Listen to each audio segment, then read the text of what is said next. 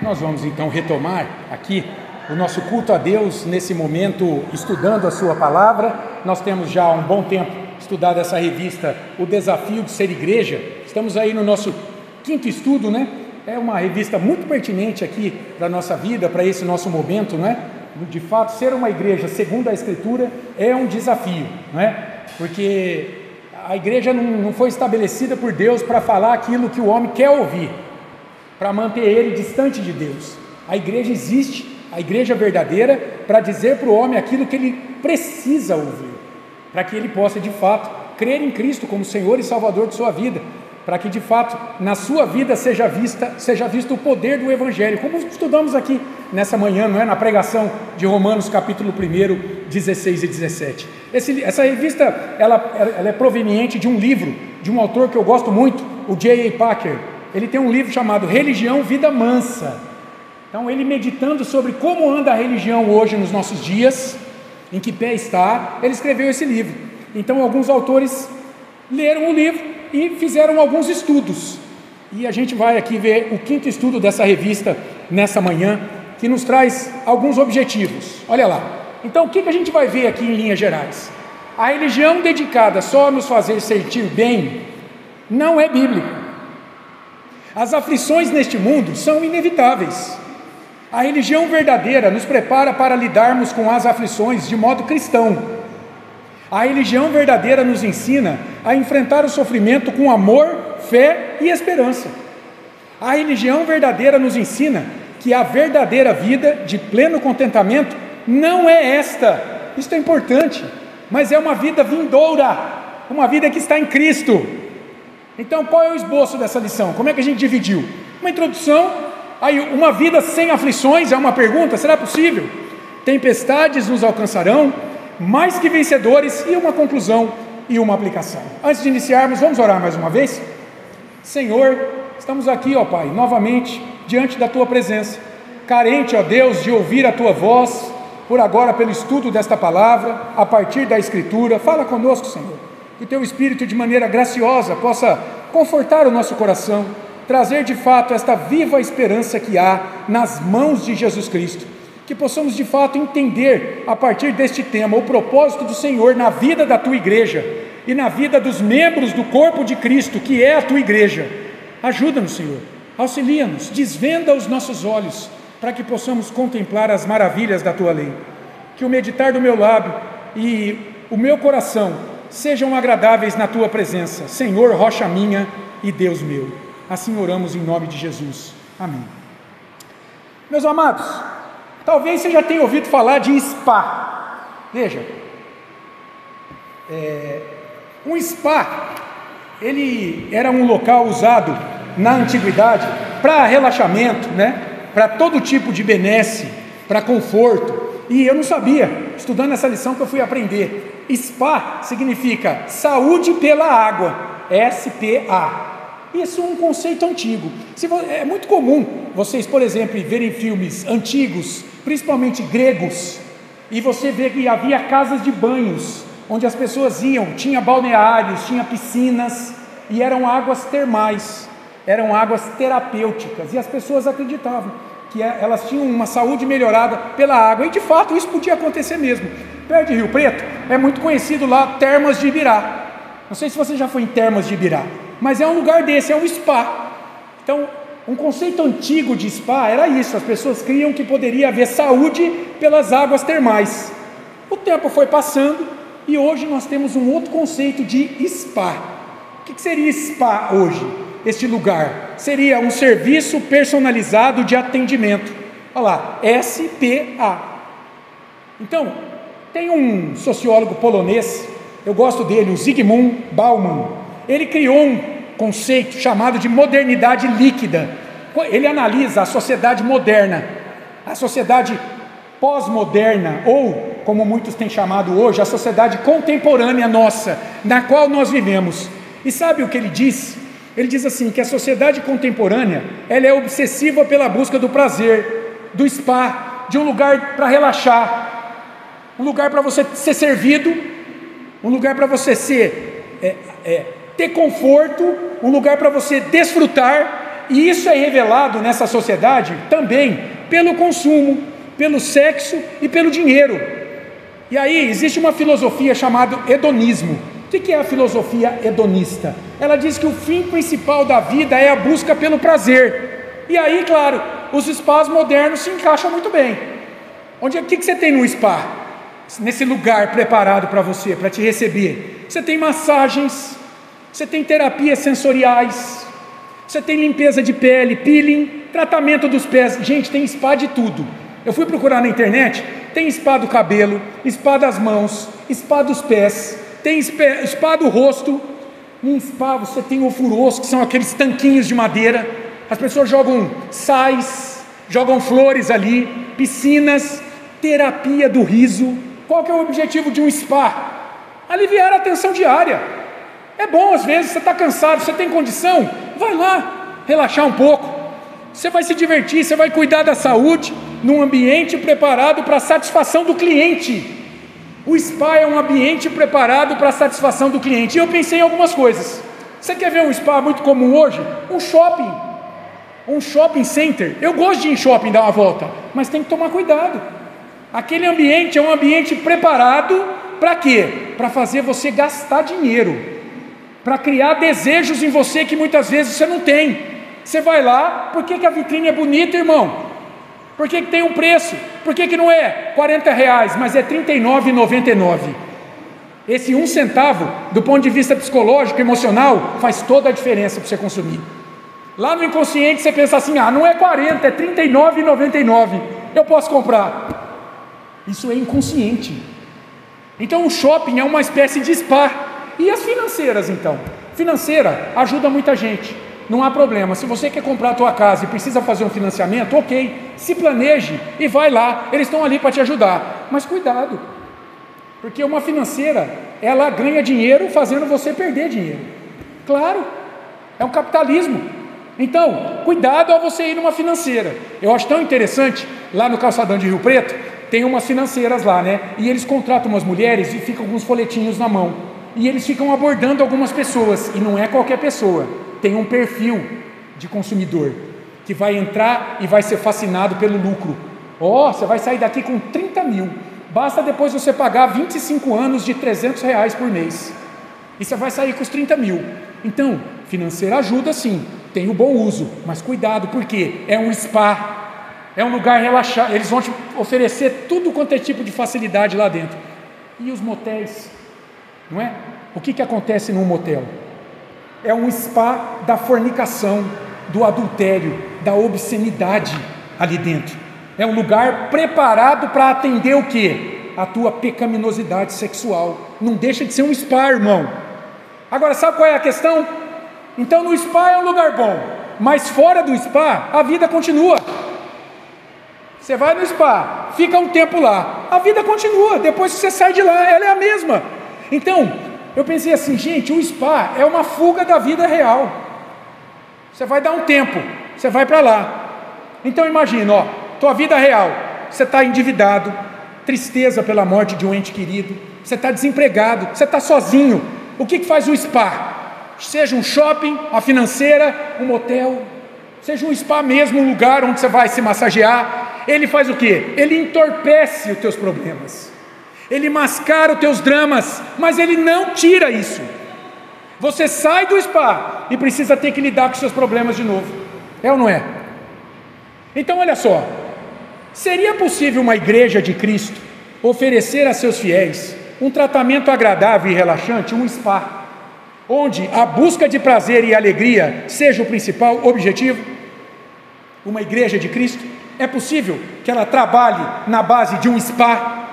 Porque é isso que nós temos muito hoje, igrejas que são templos de entretenimento, que não pregam o evangelho, que não conduzem a pessoa a se arrepender dos seus pecados, que não falam da realidade do inferno, que não falam da esperança que há em Cristo, que não falam da verdadeira vida. Seria possível um culto bíblico, onde todo o sentimento de culpa pelo pecado cometido durante a semana, a falta de compromisso em se buscar vida piedosa, fosse substituído pela simples presença do fiel nas reuniões da igreja? Então basta você vir aqui e está tudo certo. Será que a religião ideal é aquela que não oferece qualquer desafio intelectual ou moral aos seus adeptos, mas seja agradável e divertida, levando a explodir de êxtase lá dentro? Essa será que é a religião ideal, planejada por Deus? Em outras palavras, a religião do spa é cristã. Estão entendendo o ponto da aula? Muitas igrejas hoje têm oferecido uma religião de spa, uma religião agradável, de vida mansa, que não responsabiliza o fiel, que só lhe agrada, que só massageia o seu ego. Será que essa religião prepara o fiel para as aflições da vida? Para as aflições da vida? É possível uma vida sem aflições? Olha o que Jesus diz lá em João 16:33. Em João 16:33, no Evangelho de João, capítulo 16, versículo 33, Jesus diz assim, veja, ele está próximo da morte dele, os discípulos estão tristes, porque ele vai partir, e ele vai consolá-los, e ele vai dizer assim: estas coisas vos tenho dito, para que tenhais paz em mim. No mundo passais por aflições, por tempestades, por aperto é a palavra no original, aperto, mas tende bom ânimo, porque eu venci o mundo. Olha que interessante, ele diz aí, ó, estas coisas vos tenho dito para que tenhas paz em mim, não naquilo que o mundo pode dar, não naquilo que a religião do spa pode oferecer, mas a paz em mim, que vem de mim. E aí você pensa assim, e a paz que vem do mundo? Olha João 14:27 comigo.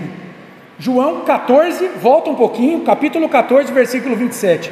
Jesus está dizendo: deixo-vos a paz. Para quem? Para os discípulos. A minha paz vos dou. Agora, não vou lá dou como a dá o mundo. Como é que o mundo dá a paz? O mundo dá uma paz circunstancial. O que significa isso? Que é uma paz que depende de circunstância. Então, se você tem emprego, saúde, família, dinheiro, está tudo bem. Você está em paz, você está feliz na igreja. Mas se você não tem nada disso, você está atormentado. Essa é a paz do mundo. Jesus está dizendo, a paz que eu dou a vocês, não é essa paz do mundo. É uma paz que independe de circunstância. Por quê? Porque vem da ação do Espírito Santo, que mora no fiel.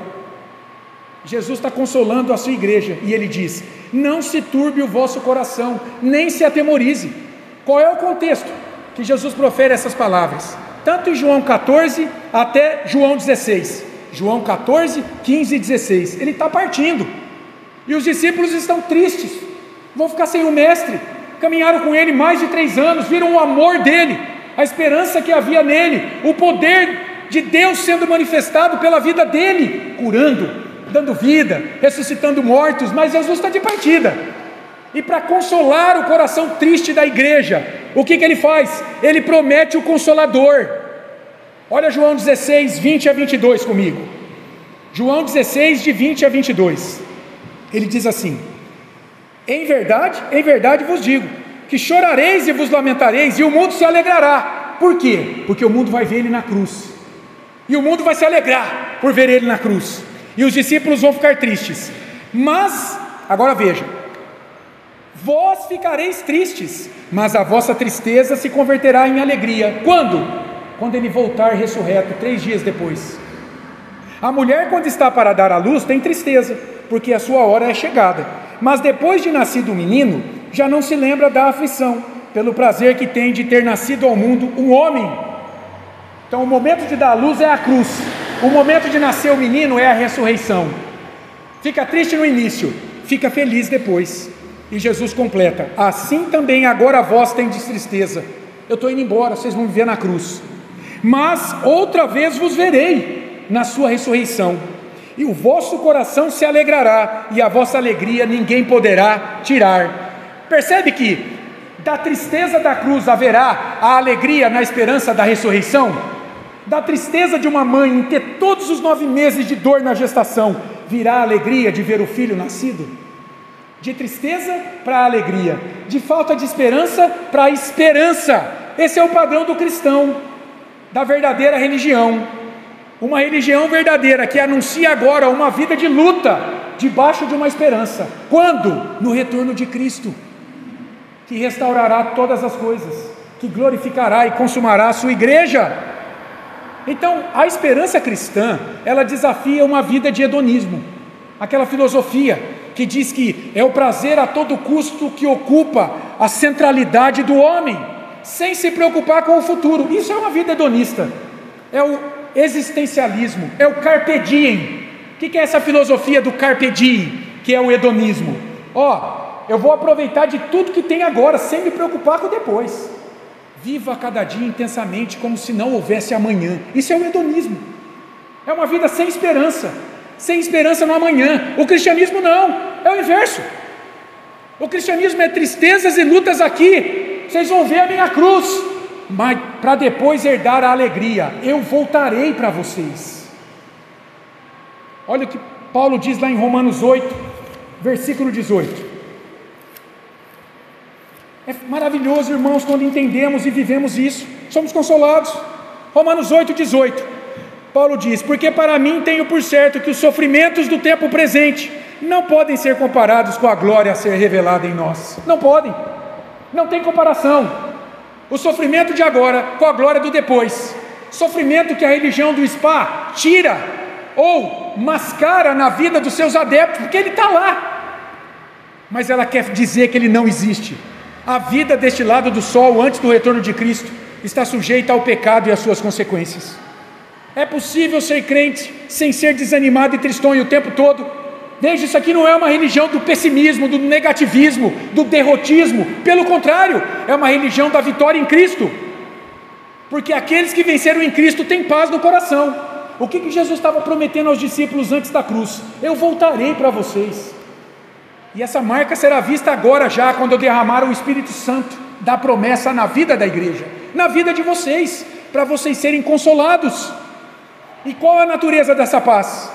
Essa paz de Cristo, veja, tem um aspecto objetivo e um aspecto subjetivo.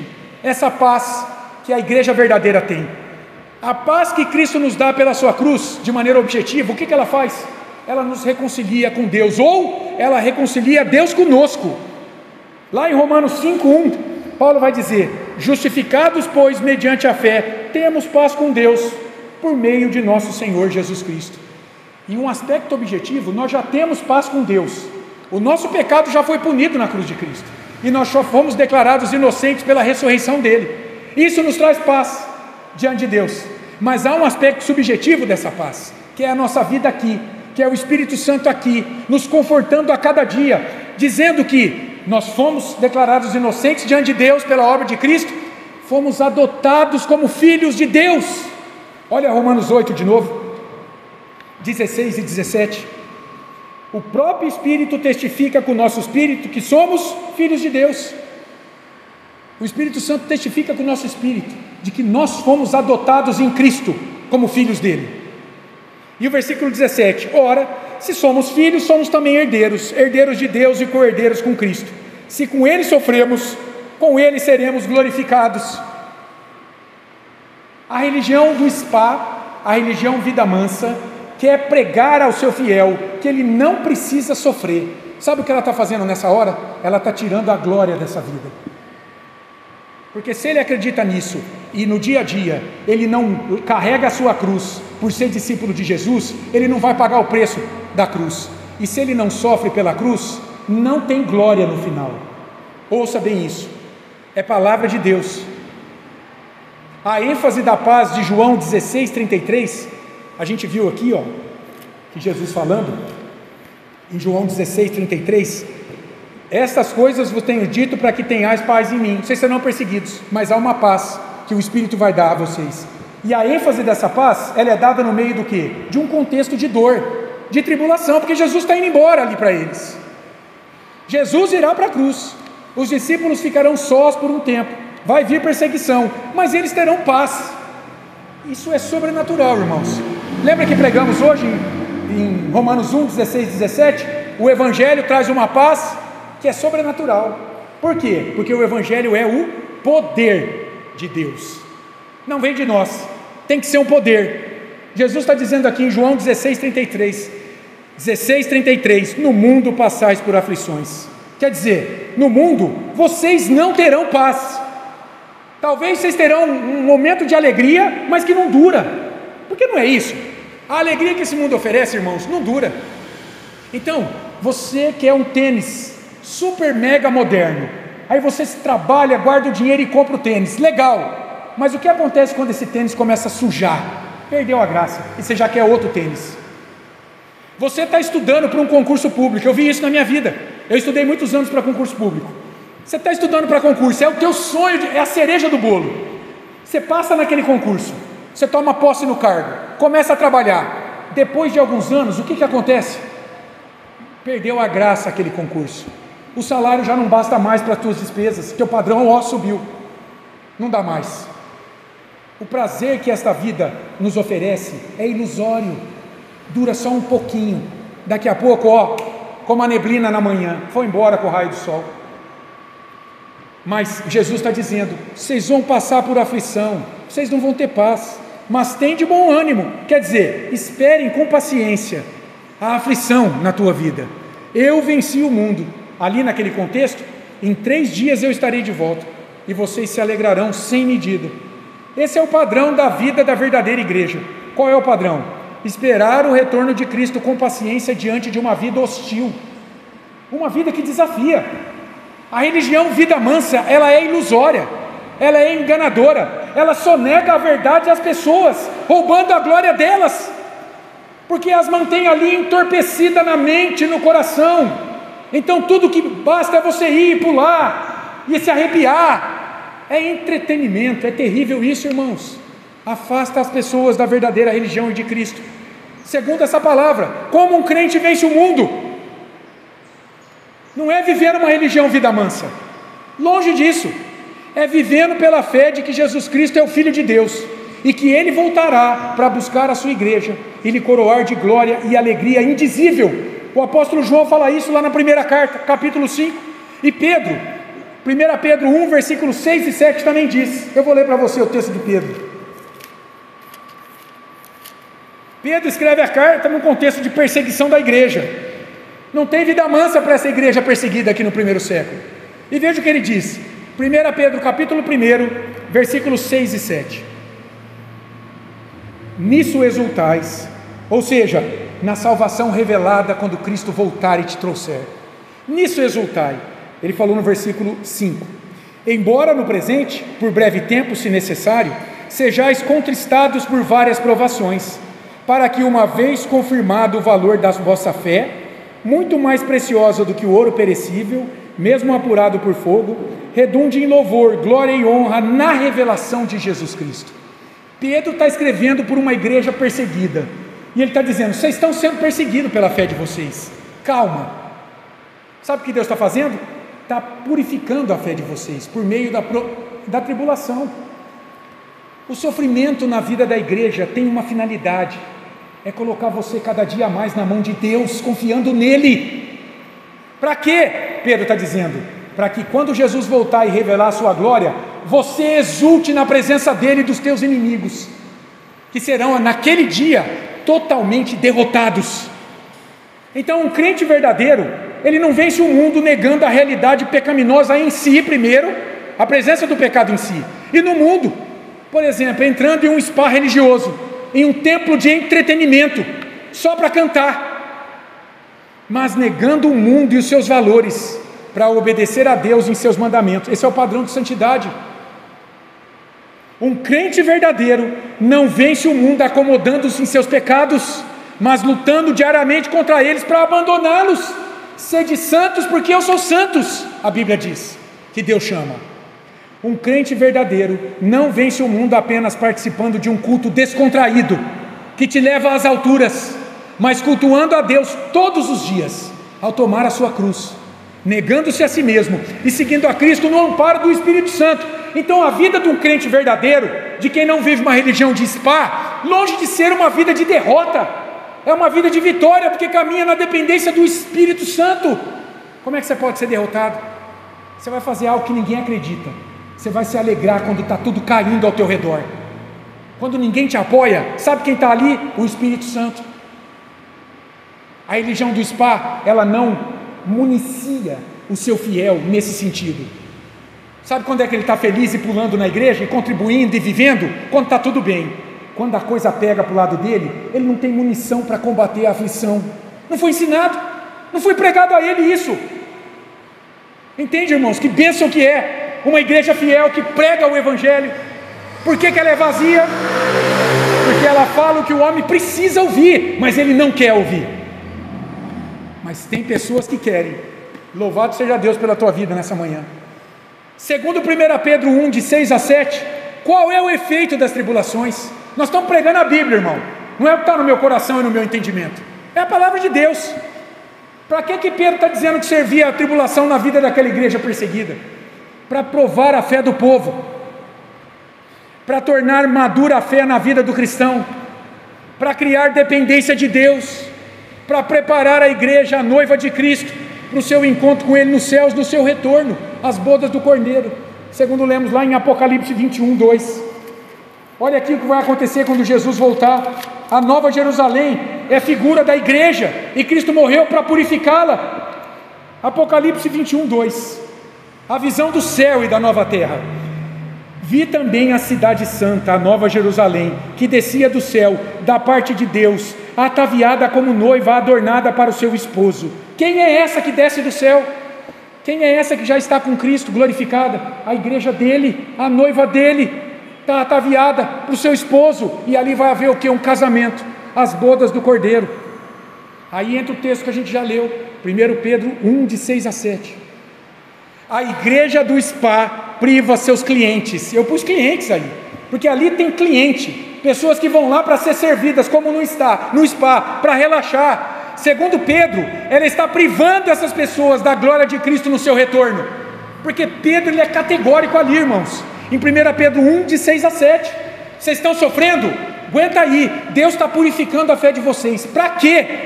Para que quando Cristo voltar, vocês exultem de alegria. Não é agora, não é enganando vocês com um falso evangelho, com uma falsa mensagem, que quando Paulo escreve aos Gálatas, ele diz: seja o portador da mensagem, e a mensagem maldito. Para Paulo, tanto quem porta uma falsa mensagem, quanto a própria mensagem portada, são malditos diante de Deus. Isso é sério demais. Segundo a Bíblia, se não há lutas na vida por ser cristão, se não há perseguição, se não há negação de desejos pecaminosos, se não há o abrir mão das próprias verdades para assumir a verdade revelada de Deus como sendo a sua, sabe o que não há no final da tua vida? Não há glória. Romanos 8, 17. Vale a pena ler esse livro, esse texto. Romanos 8, 17. Ora, se somos filhos, somos também herdeiros, herdeiros de Deus e co-herdeiros com Cristo. Agora, se com Ele sofremos nessa vida, com Cristo, qual é o fim? Também com Ele seremos glorificados. Não foi assim com Jesus? Jesus sofreu, padeceu, e depois dos 3 dias, Ele foi exaltado, ressuscitado. Depois de 40 dias da sua ressurreição, Ele foi ascendido aos céus, está ao lado do Pai. Esse é o padrão na vida da igreja verdadeira, não da spa, não da igreja do spa, mas da igreja verdadeira, que se apega com Cristo e sofre por Ele nesse mundo, é consolado aqui e no final, com uma glória que não termina. Portanto, o sofrimento é algo inevitável. Um estudioso da palavra de Deus que eu gosto, William Hendrickson, ele diz assim, há um princípio na Bíblia, há vários, né? Mas pensando nesse tema, tem esse princípio aqui, aquilo que acontece com o mestre, acontecerá também com os discípulos. Lá em João 16, 2, Jesus advertiu os seus discípulos, sabe o que vai acontecer por vocês serem meus seguidores? Vocês serão expulsos da sinagoga. Irmãos, a sinagoga era o lugar de adoração do judeu naquele dia. Ser expulso da sinagoga não era, por exemplo, você ser disciplinado aqui da igreja, ser expulso daqui e poder frequentar uma outra igreja, e poder comprar carne no mercado, e poder ir num posto de saúde aqui em Nova Granada. Não era assim. Naquele contexto, quando alguém era expulso da sinagoga, ele era expulso da cultura. Tudo girava em torno da sinagoga. Ele não era mais aceito para comprar nada na cultura. Ele era desprezado pela sua família. Ele era banido da cultura.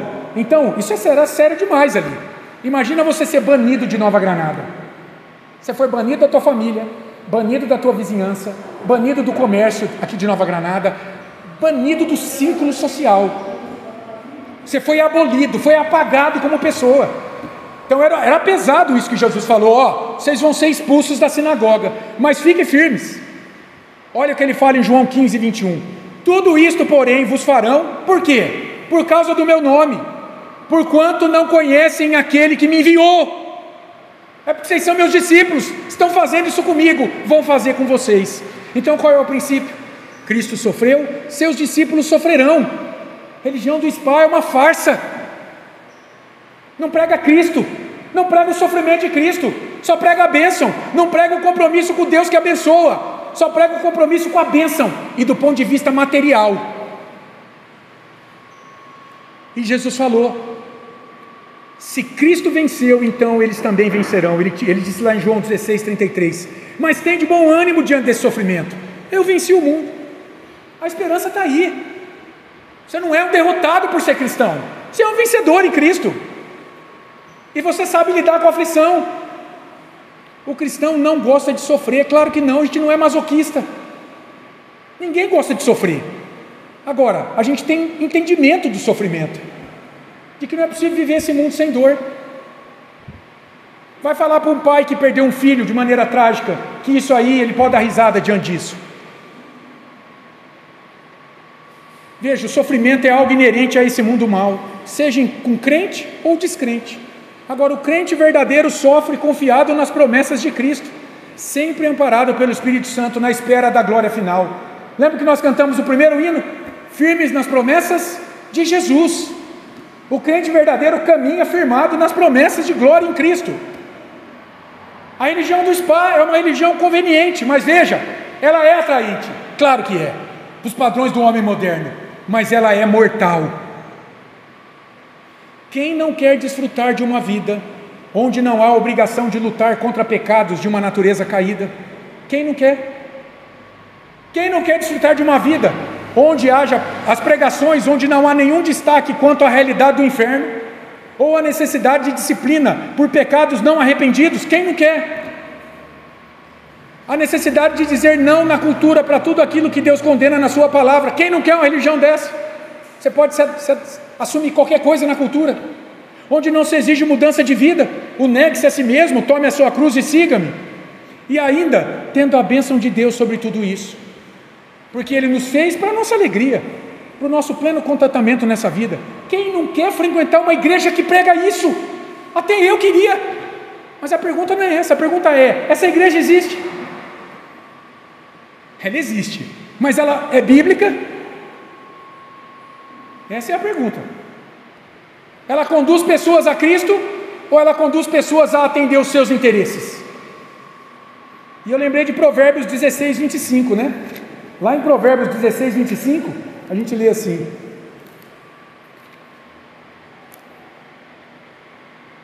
há caminho que parece direito ao homem, mas afinal são caminhos de morte. A religião do SPA é mortal. Deixa eu ler alguns textos aqui com você rapidamente. 1 João capítulo 2. Está matando muita gente agora mesmo, nesse instante. 1 João 2, de 15 a 17. Logicamente, nesse instante, fora daqui, né, irmãos? Onde é pregada a religião do SPA. 1 João capítulo 2, 15 a 16. Não ameis o mundo, nem as coisas que há no mundo. Se alguém amar o mundo, o amor do Pai não está nele. Porque tudo que há no mundo, a concupiscência da carne, a concupiscência dos olhos e a soberba da vida, não procede do Pai, mas procede do mundo. Ora, o mundo passa, bem como a sua concupiscência, os seus desejos caídos. Aquele, porém, que faz a vontade de Deus, permanece eternamente. 1 João 3, de 8 a 10. Ouça a palavra de Deus. Aquele que pratica o pecado procede do diabo. E pratica o pecado aqui, não é aquele que peca, porque eu e você ainda pecamos. Pratica o pecado é que tem uma vida onde o pecado é um hábito, que tem uma vida onde o Espírito Santo ainda não abriu os teus olhos para o pecado, que está em você e em volta de você. Então, esse que vive assim, João está dizendo, procede do diabo. porque o diabo vive pecando desde o princípio. Para isso se manifestou o Filho de Deus. Para quê? Para destruir as obras do diabo, para não te colocar numa religião vida mansa. Todo aquele que é nascido de Deus não vive na prática do pecado, pois o que permanece nele é a divina semente. Ora, esse não pode viver pecando porque é nascido de Deus. Está vendo? Quem nasceu de novo não vive pecando. Não é que não peca, mas não vive a sua vida na prática do pecado, tendo prazer no pecado.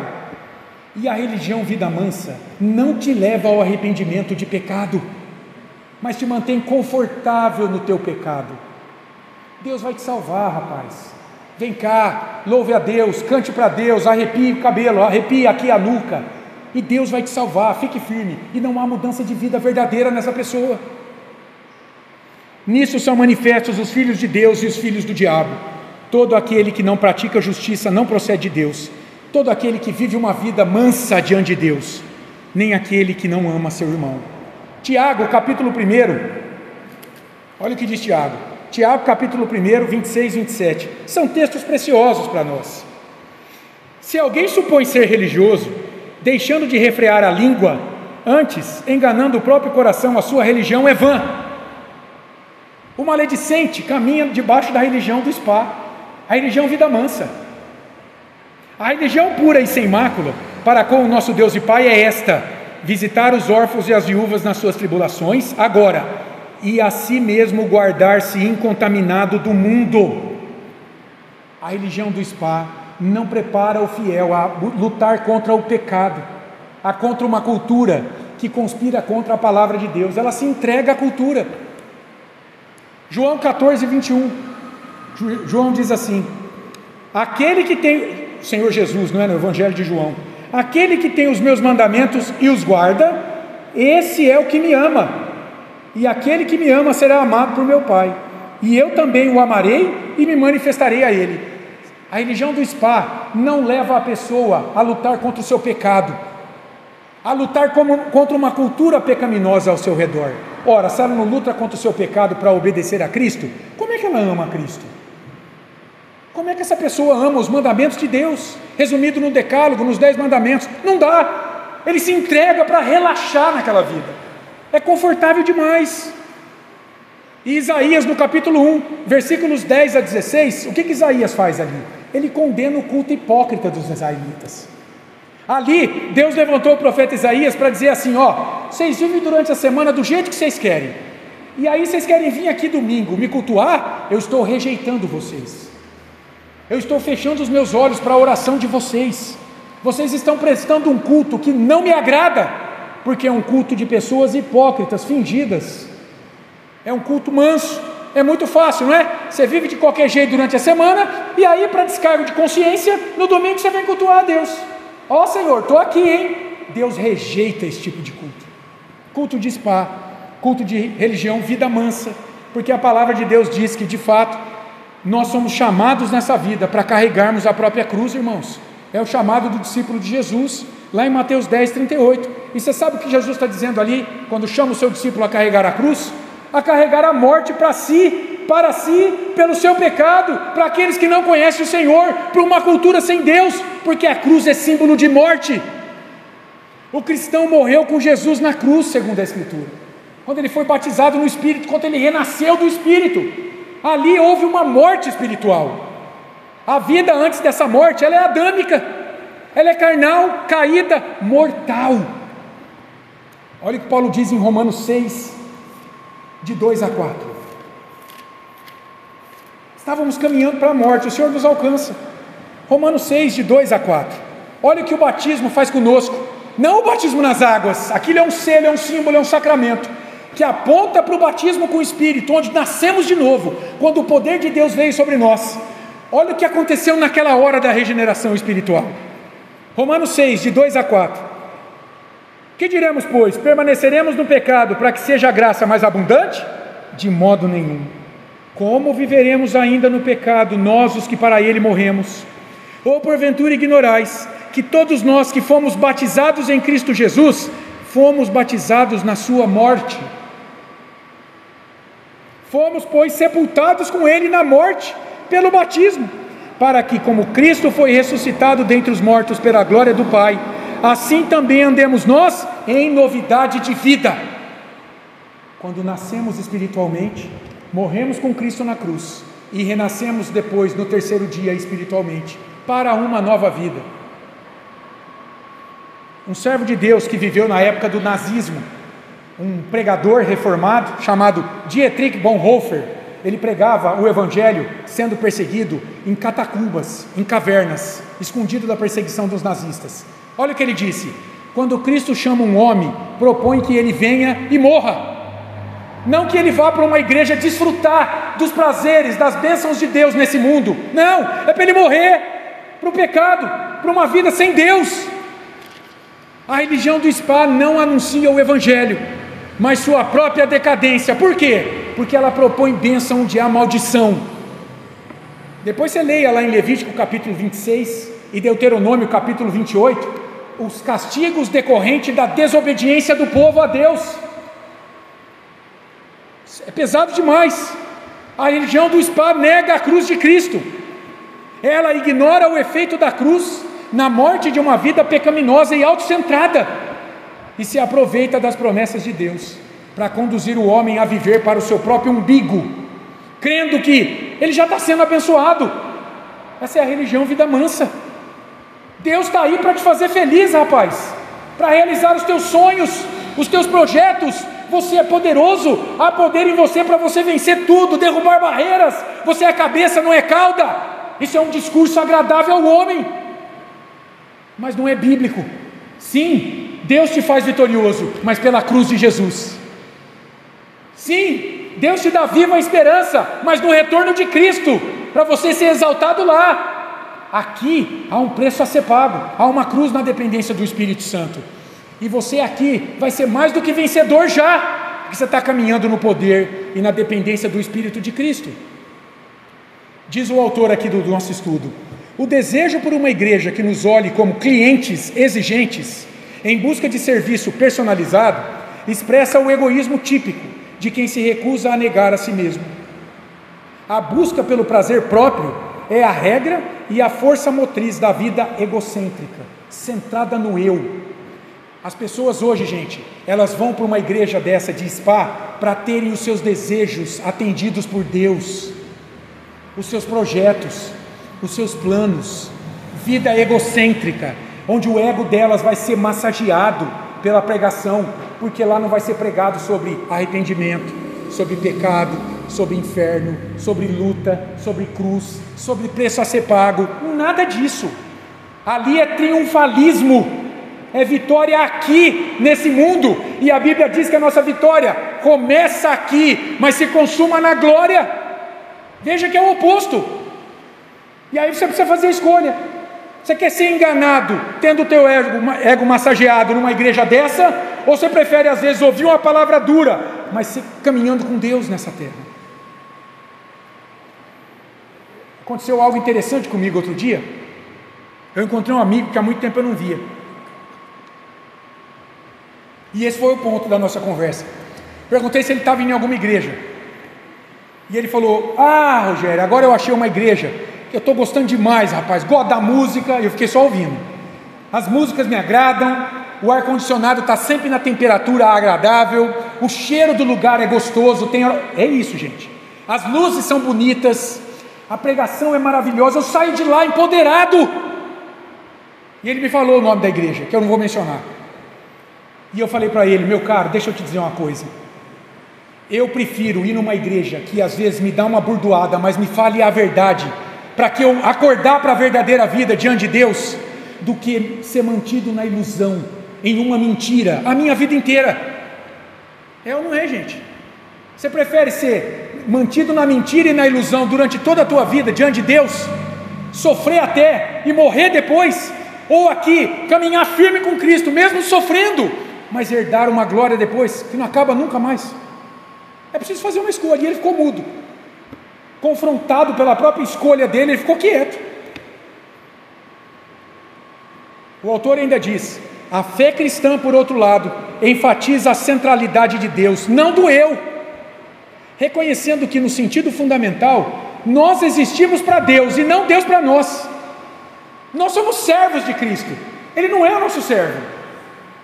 Se você vem aqui na igreja para ser servido por Jesus, você está no lugar errado, meu caro. Deus te trouxe aqui para você servi-lo agora, porque Ele te serviu na cruz. Qual foi o maior serviço de Cristo pela tua vida? Ele já provou, foi a entrega dele por você. A religião Vida Mansa não destaca isso.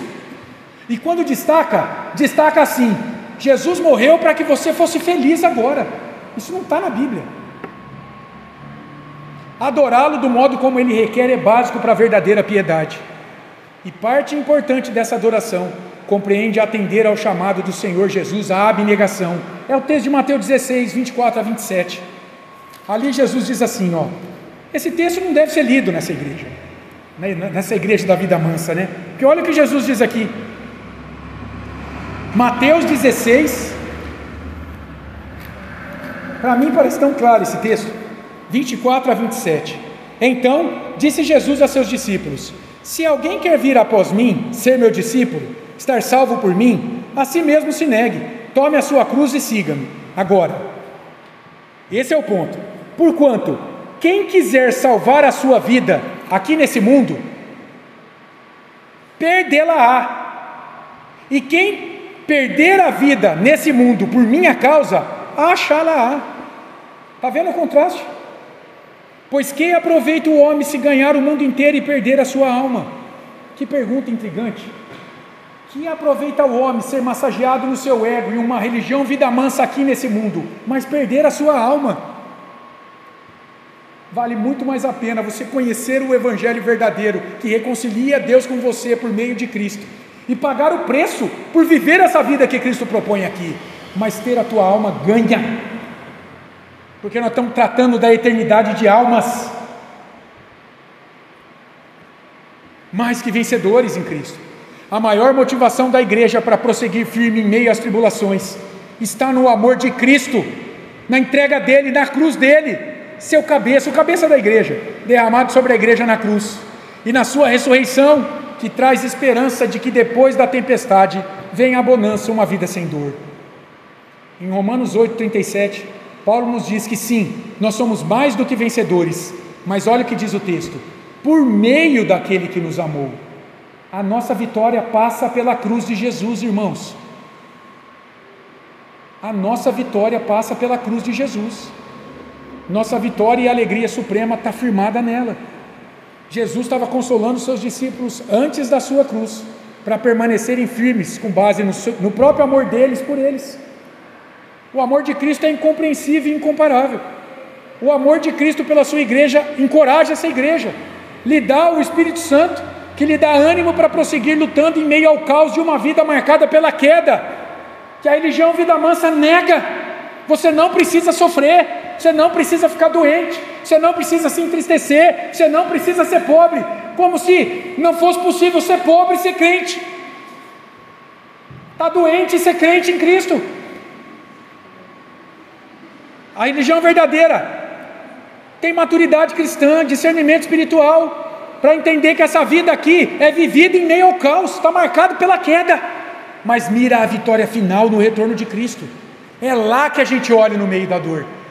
E olha, lá, eu estava pensando no texto de Apocalipse, Apocalipse capítulos 2 e 3, é aquele famoso texto das 7 igrejas. Ali o Senhor escreve 7 cartas para 7 igrejas, que são figuras da igreja de Cristo de todos os tempos. E sabe o que acontece naquelas 7 igrejas? As 7 igrejas estão enfrentando o quê? Tribulação. Por exemplo, quando ele escreve a igreja de Esmirna, ele diz assim, ó, lá em Apocalipse 2:10, ser fiel até a morte, dar-te-ei a coroa da vida. Um pouquinho antes ele está dizendo que pessoas ali vão ser presas por conta da fé. Elas serão presas, mas elas devem ser fiel, porque no final o que há? Uma coroa da vida. Então olha só, isso nos mostra que a vitória final da igreja diante da carne, do mundo e do diabo, Cristo já nos deu na cruz, e será consumada quando? No seu retorno triunfante. É lá.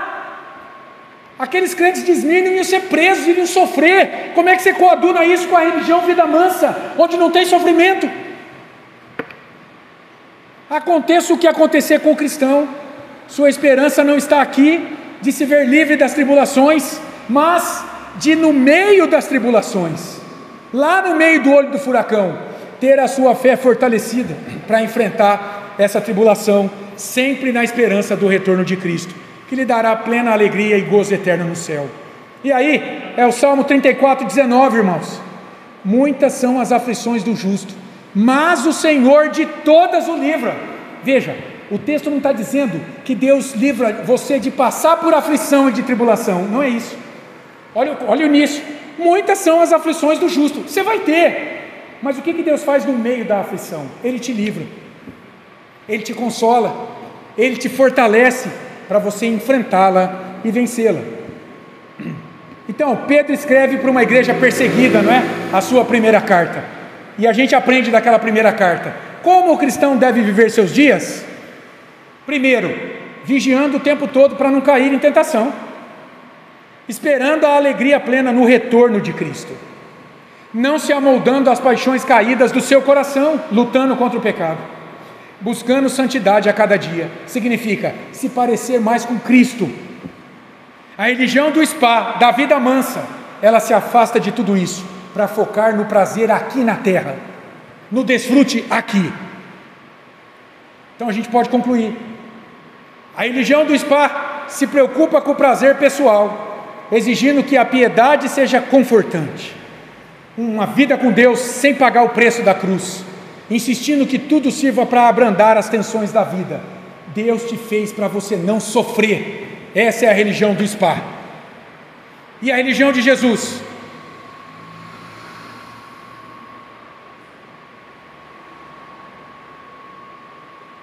E a religião de Jesus?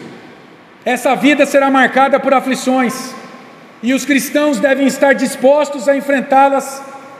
Pelo quê? Pelas riquezas da graça vindoura, meus irmãos. É isso que o texto nos mostra. É olhando para frente, é tendo calma agora, durante o culto, durante a escola dominical, muitas vezes aquietando o coração na presença de Deus. Veja, a vitória sobre as aflições nesta vida experimentada pela fé, esperança e amor de Cristo. Sim, o crente não é um negativista. A religião verdadeira não vai te conduzir para a derrota, irmão. Não sei se você está percebendo isso. O cristão verdadeiro busca se desprender desse mundo, vivendo seus dias à luz das realidades da glória. E como é que a gente pode aplicar isso? Primeiro, olha lá, aprenda a confiar em Deus diante de circunstâncias difíceis. Sempre há esperança para aqueles que estão ao teu lado e não foram alcançados pelo Evangelho. Há esperança. Todos enfrentam sofrimento, mas só o crente pode se achegar a Deus. Segundo lugar, enfrente as aflições olhando para o amor de Cristo por você, derramado na cruz. E aí, meu caro, sempre haverá esperança de que sua dor não está sendo em vão. Por quê? Porque há uma recompensa futura para você. Terceiro lugar, não veja a tua dor como algo punitivo da parte de Deus, ou algo que você não merece. A religião do spa prega muito isso: você não merece sofrer. Meu caro, você é pecador e você está indo para o inferno. Se o poder de Deus não vier sobre a tua vida, o que você merece como pecador é um tormento eterno. O sofrimento aqui não é nada comparado ao tormento do inferno. Quem te livra disso? É Cristo. É a esperança viva de Jesus vivendo em você e te conduzindo para a glória. Então a aflição na tua vida é uma oportunidade para você amadurecer na fé. É o Espírito te colocando para pensar no meio da dor. Deus está com você ali e Ele quer te firmar com Ele cada dia mais. Em quarto lugar, pratique o desprendimento do mundo, vaidade mundana, prestígio do mundo, os prazeres do mundo, se pertencer ao mundo. Isso aí não te pertence mais. Jesus te escolheu do mundo para você não pertencer mais a Ele. Veja, você não tem que fugir da cultura, não é isso, não é o escapismo, mas é marcar a cultura com o Evangelho. É muito diferente. É não apoiar na cultura aquilo que Deus condena. Lançou um filme, está divulgando, por exemplo, o homossexualismo. Como crente, você não pode dar ibope para esse filme. Não vá. Tem uma festa mundana na cidade, onde os valores que Deus condena estão sendo apresentados. como um crente verdadeiro, você não pode estar lá. Não dá. Festa junina, Halloween, carnaval, não é para crente. Minha filha não vai nisso na escolinha, e a escola já sabe. Nesses dias ela não vai. Tem um ensaio para isso, não vai.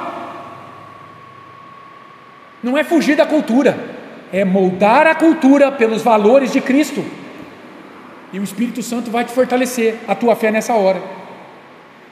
Quando Paulo escreve aos Colossenses, ele diz: nós temos que elevar a nossa mente e coração onde Cristo está assentado, lá nas alturas, nos valores de lá, não nos que são daqui. Então eleve o seu coração ao céu, onde Cristo te aguarda.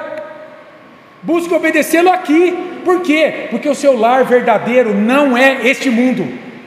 Entenderam o ponto aqui do nosso estudo? A religião do spa apresenta o lar daquelas pessoas como esta vida. Então elas têm que ser abençoadas aqui, do ponto de vista material, do seu sucesso, do seu prestígio, da sua glória, dos seus planos. E eu pergunto, onde é que fica o projeto de Deus na salvação dessa pessoa? Está distante dela, e ela não sabe, porque não é pregado isso a ela. E por fim, não desanime diante dos apelos da religião vida mansa do spa, porque, irmãos, algo que a gente tem que vigiar no nosso coração é esse negócio de desânimo espiritual. Muitas vezes a gente vê a nossa igreja lutando para crescer, para se firmar, para ser fiel, e às vezes olhamos para um outro templo lotado, gente pulando para tudo quanto é lado, e que tristeza dá, e parece que eles são abençoados e nós não.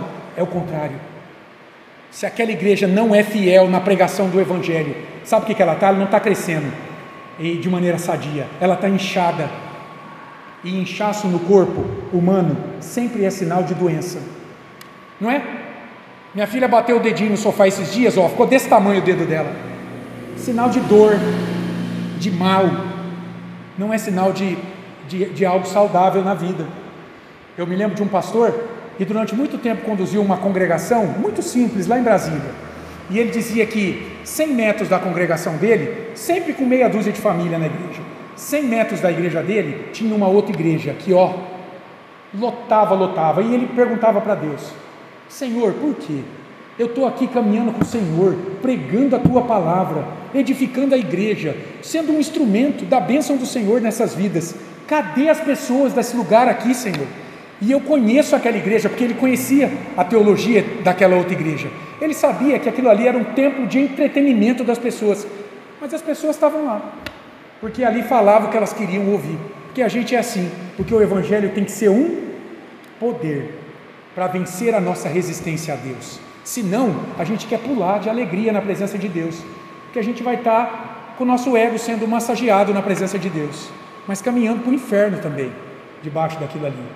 Não estou dizendo que lá não tem pessoas salvas, eu creio que tem pessoas que estão lá naquele templo do entretenimento, mas estão firmes com Jesus, que entendem que aquilo ali não é bem assim, elas estão ali às vezes porque gostaram de alguma outra coisa, porque não vê uma outra opção em algum outro lugar, porque tem toda a família lá, então elas estão lá também congregando, mas o coração delas está em Cristo, está salvo na pessoa de Jesus, e eu creio que em algum momento Deus vai tirá-la de lá, não é? Porque é isso, né? As pessoas falam para mim: toda religião é igual. Se é igual, por que Deus me tirou de onde eu estava? Por quê? Por que Deus tirou você da onde você estava? E está falando ao teu coração, está edificando a tua vida por meio dessa igreja. Se tudo é igual, se todo mundo fala a mesma coisa, se todo mundo está indo para o céu. Essa semana mesmo eu conversei com um dentista sobre isso. Falei: escuta, se tudo é igual, por que tem várias denominações? É porque nem todas pregam a verdade do Evangelho, nem todas querem de fato pagar o preço do discipulado de Cristo, mas graças a Deus, então a gente não deve se desanimar diante dos apelos, viu? Fique firme com o Senhor, firme com a igreja do Senhor, deixa Deus pelo seu Espírito e confortando o seu coração cada dia mais, amém? Esse foi o estudo. Alguém quer falar alguma coisa? Não? Vamos orar para encerrar o nosso estudo? Senhor, te damos graças mais uma vez por esse tempo que o Senhor nos deu diante da Tua palavra, que o Teu Espírito possa nos confortar, ó Pai. Sabemos que estamos aqui, confiados no Senhor, no Evangelho do Senhor, esperando o retorno de Cristo, o retorno glorioso de Cristo, onde todos nós veremos a nossa glória junto com a glória dele. Ó Deus, e nesta hora, Senhor, a nossa maior aflição nesse mundo será nada, diante da grande glória que o Senhor tem reservada para todos nós em Cristo Jesus. Que esta verdade esteja queimando em nosso coração a cada dia, Pai, enquanto caminhamos aqui, semeando e chorando, aguardando, Senhor, que vamos trazer os feixes com muita glória na presença de Jesus. Louvado seja o teu nome. Abençoa os meus irmãos que aqui permaneceram, fala com aqueles que ouvirão esse estudo também, no poder e na mediação do teu Filho Jesus. Amém. Um bom domingo para todos, que Deus os abençoe. Terça-feira, estudo bíblico aqui, carta de Paulo aos Efésios. Que Deus os abençoe.